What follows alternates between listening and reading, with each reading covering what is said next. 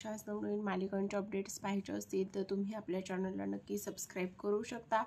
तर आता प्रेक्षकांनो, इथे पुढील भाग खूप जास्त रंजक असणार आहे, कारण पुढील भागामध्ये आपल्याला पाहायला मिळणार आहे ते आनंदीला भेटण्यासाठी जो काही मनोज गेलेला असतो, भेटण्यासाठी म्हणण्यापेक्षा तिच्या मागे मागे जो गेलेला असतो तो मनोज आता आश्रमामध्ये छान रुळलेला असतो। त्याच्यामध्ये हळूहळू छान पद्धतीने प्रगती होताना आपल्याला पाहायला दिसत आहे।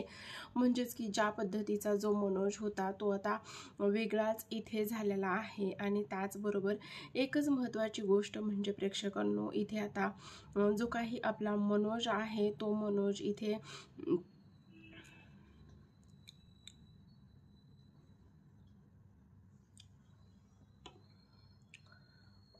त्यामध्ये सुधारणा होत असते आणि त्याला आता आनंदीचं जे काही महत्त्व आहे ते सुद्धा कळत असतं। आपली बहीण किती चांगली होती ह्या सुद्धा आता गोष्टी इथे त्याला कळत असतात प्रेक्षकांनो। आणि त्याचबरोबर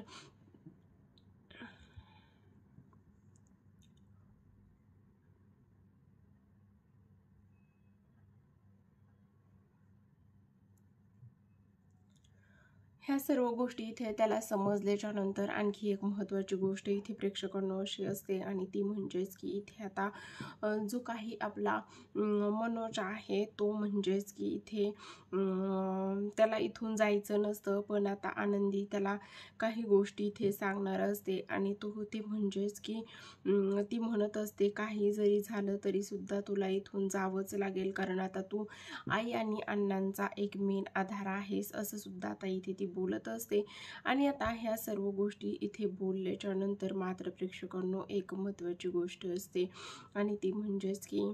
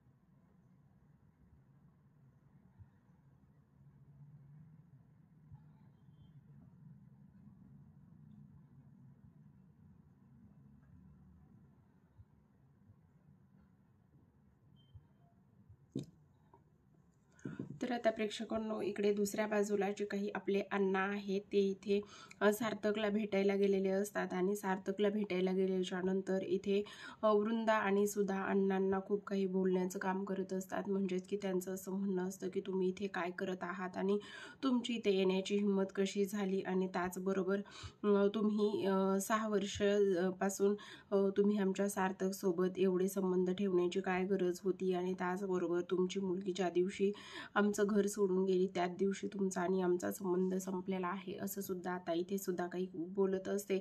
आणि त्यावर आता इथे जी काही सुखदा आहे तिला ह्या गोष्टी सहन होत नाहीत आणि ती आता ह्या सर्वांनाच बोलत असते. ती म्हणत असते की तुम्ही काय बोलताय, तुमचं तुम्हाला तरी समजत आहे का? कारण मावशी, मला माहीत आहे तू माझ्यापेक्षा खूप मोठी आहेस, पण मात्र एक गोष्ट लक्षात ठेव, त्यांची पोटची मुलगी गेलेली आहे. गेली 6 वर्ष ते त्यांच्या मुलीच्या याच्यामध्ये व्याकुळ झालेले आहेत. आणि जर सार्थकनी त्यांच्या घराची काळजी घेतली तर बिघडलं कुठं, कारण ते त्याचं कर्तव्यच आहे, असं इथे सुखदा बोलत असते. आणि सुखदाच्या तोंडून हे शब्द ऐकल्याच्या नंतर अण्णांना खूप आधार वाटत असतो, कारण आनंदीसुद्धा या पद्धतीने कधी त्यांची बाजू घेऊन आत्तापर्यंत बोलली नव्हती. तिला वाईट वाटायचं, पण ती अशी परखडपणे कधी बोलत नव्हती. स्वतःचं मत जे आहे ते कधी तिनं व्यक्त केलेलं नव्हतं, आणि त्यामुळे अण्णांना आता इथे खूपच जास्त वाईट वाटत असतं. पण आता प्रेक्षकांनो, जो काही आपला सार्थक आहे तो आजारी असतो आणि तो जिन्यातून इथे खाली येत असतो, तर इकडे दुसऱ्या बाजूला मनोज आणि आनंदी छान गप्पा मारत गार्डनमध्ये बसलेले असतात.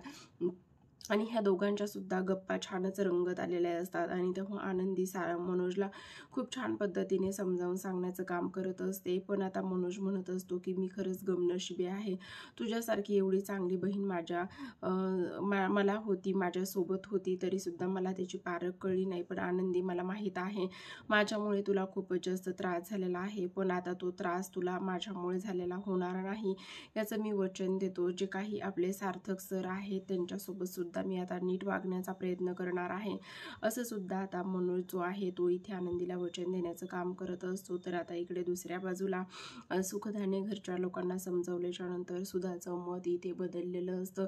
आणि सुधाचं मत बदलल्याच्या नंतर आता सुधा अण्णांची माफी मागत असते आणि ती म्हणत असते की ठीक आहे, तुम्ही सार्थकला भेटायचं आहे तर भेटू शकता, असं म्हणूनच आता अण्णा जे आहेत ते इथे सार्थकला भेटण्यासाठी त्याच्या खोलीमध्ये जात असतात. आणि अण्णा सार्थकला भेटण्यासाठी त्याच्या खोलीमध्ये गेल्याच्या नंतर सार्थक खाली आलेला पाहून सुखदा त्याच्यावर खूपच ओरडण्याचं काम करत असते. आणि सुखदाचं हे ओरडणं अण्णांना वेगळ्याच पद्धतीमध्ये वाटत असतं, कारण आता हे काळजी नसून हे बहुतेक प्रेम आहे की काय, असंच इथे त्यांना वाटताना दिसत असतं.